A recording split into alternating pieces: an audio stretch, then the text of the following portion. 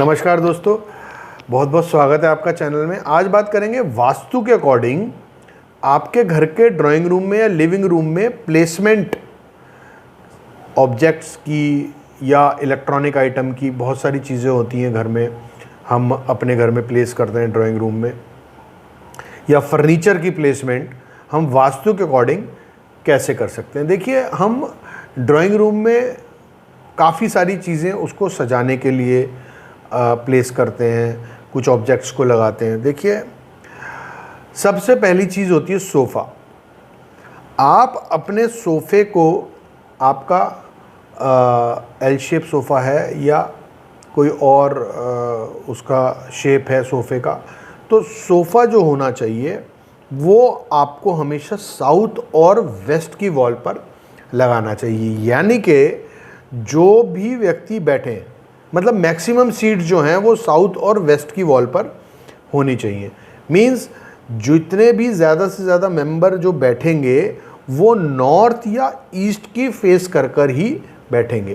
भाई, साउथ की वॉल पर अगर मैक्सिमम सोफ़ा सीट्स हो गई या वेस्ट की वॉल पे हो गई, तो वेस्ट पे बैठेंगे तो ईस्ट को फेस करेंगे, और साउथ पे बैठेंगे तो नॉर्थ को फेस करेंगे। वो एक अच्छा साइन है एज़ पर वास्तु। अब साउथ की तरफ फेसिंग करके बैठना थोड़ा सा अवॉइड करिए कि साउथ की तरफ फेसिंग किसी भी सीट की ना जाए तो बेटर है। अब टेलीविज़न, यानी कि वॉल माउंटेड हो या टेबल टॉप टेलीविज़न हो, आप टेलीविज़न को ईस्ट डायरेक्शन में लगा सकते हैं। ईस्ट डायरेक्शन में आप अपने टेलीविज़न को, वॉल माउंटेड हो या टेबल टॉप टेलीविज़न हो, आप उनको वहाँ प्लेस कर सकते हैं। अब टेलीफोन जो होता है, जो हमारा फ़ोन होता है टेलीफोन, उसको आप हमेशा साउथ ईस्ट में उसको आपको प्लेस करना चाहिए।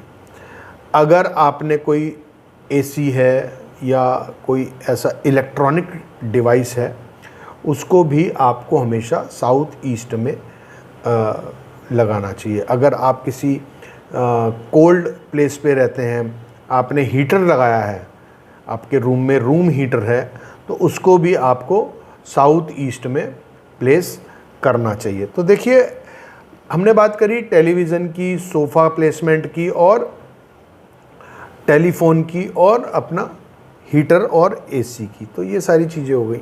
अब अगर आपको कोई वाटर फाउंटेन लगाना है अपने ड्राइंग रूम में, तो वो आप हमेशा नॉर्थ या नॉर्थ ईस्ट के डायरेक्शन में उसको लगाइए, तो वो बहुत शुभ परिणाम देने की कैपेसिटी रखता है एज़ पर वास्तु। क्योंकि जो नॉर्थ और नॉर्थ ईस्ट डायरेक्शन है वो जल की डायरेक्शन है, वहाँ पर आप उसको बिल्कुल वाटर फाउंटेन को अपने ड्राइंग रूम में प्लेस कर सकते हैं। अब एक चीज़ आती है आपके लाइट लैम्प्स।